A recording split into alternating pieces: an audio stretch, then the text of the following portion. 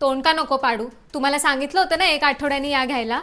आले लगेच दुसऱ्याच दिवशी. मी दादाला म्हटलं बघ कशी भावाने दिलेली सोन्याची वस्तू मला दाखवायला येते.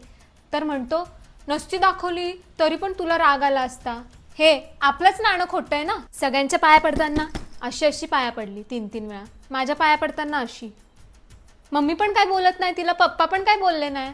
मी तर बोलून निघाली बाबा मी या कुटुंबाचा हिस्सा नाहीये, मला माफ करा. सकाळी इकडचं रक्षाबंधन झालं, लगेच संध्याकाळी गेली तिच्या भावाला राखी बांधायला. म्हटलं थांब ना एक दिवस, भावाला बोलव इकडे. नाही तिकडे गेली ती. मी काय बोलणार आहे. मी आईला म्हटलं फक्त मला काय हे पटलेलं नाही बाबा. एक पण फोटो माझ्यासोबत काढलेला टाकला नाही तिने.